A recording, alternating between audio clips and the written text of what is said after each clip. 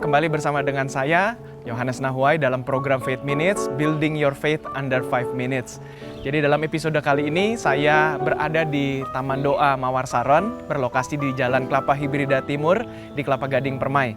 Jadi boleh siapapun yang menyaksikan acara ini, boleh mampir-mampir di tempat yang begitu nyaman. Kita bisa berdoa, baik secara pribadi maupun secara bersama-sama. Sebetulnya doa itu adalah hal yang sangat penting bagi orang-orang Kristen. Karena dengan berdoalah kita bisa berkomunikasi kepada Tuhan. Dan saya percaya sebagai orang Kristen tentu kita pasti pernah berdoa. Bahkan lebih dari itu, kita juga berdoa pada saat menjelang makan, kita juga berdoa sebelum kita pergi keluar rumah, kita juga berdoa sebelum kita naik mobil, naik motor, atau mau naik pesawat dan sejenisnya. Kita tentu kebanyakan orang akan berdoa terlebih dahulu. Nah, dalam kesempatan ini saya ingin membahas tentang doa. Walaupun ini adalah topik yang sangat umum, tetapi banyak juga saya jumpai orang-orang masih bertanya kepada saya, Pak Pendeta, apa yang dimaksud dengan doa di dalam iman Kristen? Ada orang yang bertanya-tanya, apakah perlu kita menghafal kalimat-kalimat doa? Atau juga ada orang yang bertanya, Pak Pendeta, perlu nggak sih kita juga membahas atau menghafal doa Bapa Kami? Jadi dalam kesempatan ini secara cepat saja saya ingin membahas tentang doa Bapa Kami dan pentingnya doa di dalam iman Kristen kita ini. Sesungguhnya doa Bapa Kami ini juga tercatat di dalam kitab-kitab Injil. Sebutkanlah Matius, Lukas, mencatat juga di sana bagaimana Tuhan Yesus mengajarkan doa Bapa Kami. Di dalam kitab-kitab Injil tersebut kita menjumpai ada perbedaan konteks yang terjadi pada saat itu. Ketika di kitab Matius dibahas konteksnya berbeda, di dalam kitab Lukas juga konteksnya berbeda. Di dalam Injil Matius, Tuhan Yesus di sana mengajarkan kepada murid-muridnya melakukan perbandingan dengan doa-doa dari orang-orang Farisi dan ahli-ahli Taurat. Tuhan Yesus mengajarkan kepada murid-muridnya supaya kalau berdoa jangan bertele-tele. Kata yang dimaksud dengan bertele-tele di situ dari teks Yunani aslinya itu punya arti adalah doa yang terus-menerus diulang-ulang. Jadi saya bisa simpulkan adalah dalam konteks Matius, Tuhan Yesus mengajarkan kepada murid-muridnya supaya kalau berdoa jangan bertele-tele.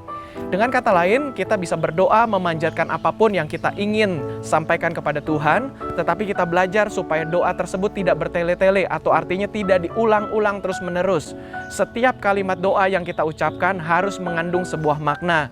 Maknanya entah permohonan, entah menyampaikan isi hati kita, dan sebagainya.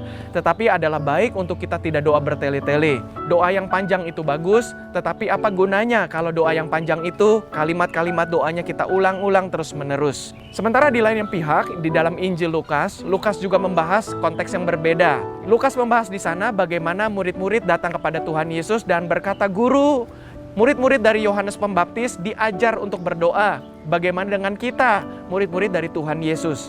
Dalam kesempatan itu, di dalam Injil Lukas menceritakan Tuhan Yesus mengajarkan doa Bapa Kami. Banyak orang menganggap doa Bapa Kami itu sebagai sebuah format doa hafalan. Tetapi sebetulnya bagi saya, kalau membandingkan konteks di dalam Lukas dan juga di dalam Matius, saya menemukan bahwa sebetulnya doa Bapa Kami itu bukan sekedar doa hafalan saja, tetapi merupakan sebuah format doa untuk membantu kita bagaimana menyampaikan isi hati kita dalam doa kita ini. Saya bisa menyimpulkan saja dengan sederhana, format yang pertama adalah doa Bapa Kami memiliki pendahuluan, memiliki isi, dan juga memiliki penutup. Format yang pertama pendahuluan, jadi ketika kita berdoa kepada Tuhan, pendahuluannya apa? Contohnya misalnya, Tuhan Yesus terima kasih untuk berkat-Mu dalam kehidupanku. Itu bisa menjadi format pendahuluan. Kemudian yang kedua adalah isi. Isi itu adalah pokok doa kita. Jadi misalnya kita ingin doa makan, tentu pokok doa kita adalah tentang makan. Kalau kita ingin berdoa bagi orang sakit, tentu pokok kita adalah doa orang sakit. Bisa saja langsung doakan inti dari pokok doa kita itu di bagian yang kedua ini. Misalnya contoh, Bapa Kami yang di dalam sorga, terima kasih untuk berkat-berkat-Mu hari ini.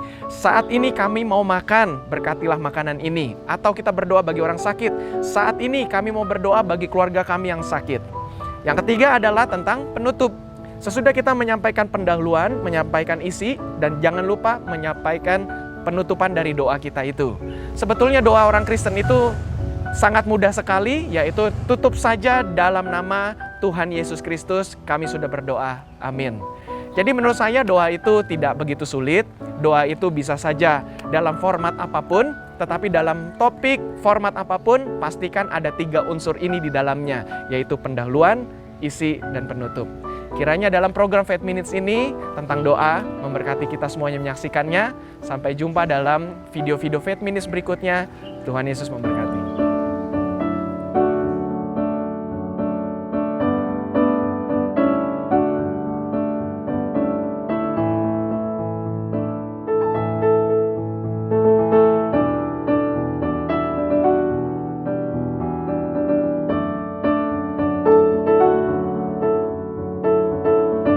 Sampai jumpa di Taman Doa Mawar Saron.